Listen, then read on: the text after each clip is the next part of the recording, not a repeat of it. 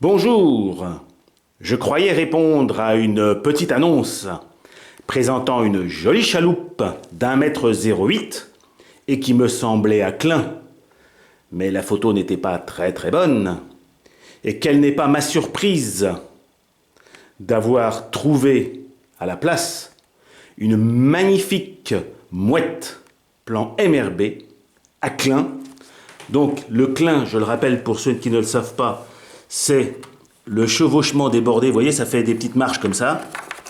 Ça s'appelle les Kleins. C'est de la construction de vrais bateaux. Et cette mouette, plan MRB, ne mesure pas 1,08 m, mais 1,38 m sans le gouvernail. Son gouvernail est ici. Il est piloté par un secteur, commandé ici par des câbles.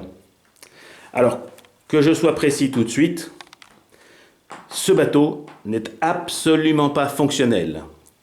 Il sort d'une succession. La personne qui me l'a cédé n'y connaissait rien du tout. Et je savais, en l'achetant, que j'achetais un bateau en l'état. En termes de structure et de bateau, il est absolument magnifique, entièrement en acajou, avec une particularité qui m'embête énormément. Regardez si j'arrive à enlever ça facilement. J'ai réussi tout à l'heure, mais là je vais évidemment pas y arriver. C'est toujours comme ça quand on a ce qu'on appelle l'effet démo. Voilà. Ici vous avez encore des piles qui datent de plusieurs dizaines d'années, mais les cerveaux que ces câbles semblent vouloir commander, puisque j'ai trouvé dans la partie inférieure, encore à côté, un récepteur 72 mégas.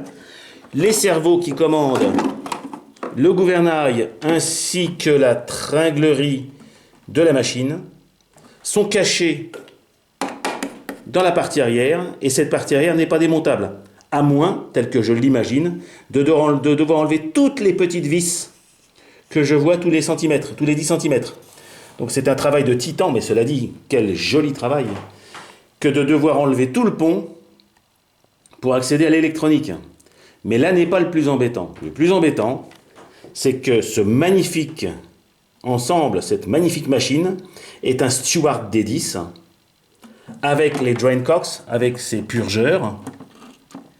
Mais, bon, ça c'est déjà pas forcément grave, sans coulisse de Stephenson. Donc il va sans doute falloir, entre guillemets, que je vois à faire poser des coulisses de Stephenson.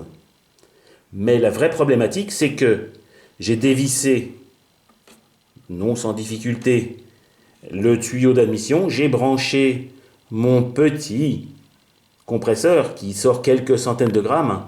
Et la vapeur, en tout cas l'air comprimé, j'ai bien sûr réempli le graisseur d'une bonne graisse. J'en ai mis plein le tuyau, j'ai soufflé dedans pour que le gras il y a.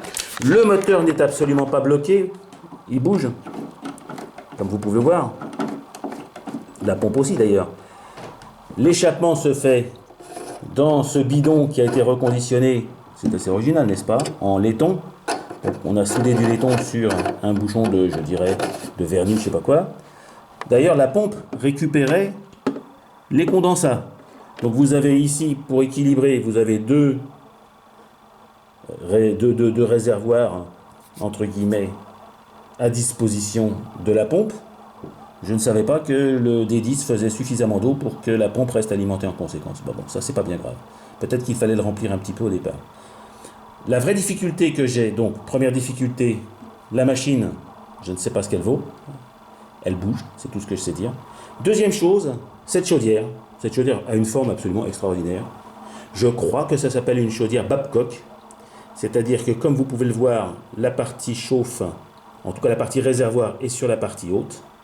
Puisqu'ici, il n'y a rien du tout. Ici, il y a un tank à gaz qui a été sauvagement coupé et qui a donc disparu. Ça, c'est pas le plus grave. Mais donc, cette chaudière a des tubes ici, en dessous, que je vais essayer de vous filmer. Et elle est chauffée par un petit champignon. Donc, je ne sais pas du tout ni ce que ça vaut,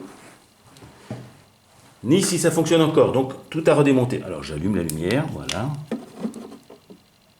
J'espère que vous verrez comment c'est fait à l'intérieur.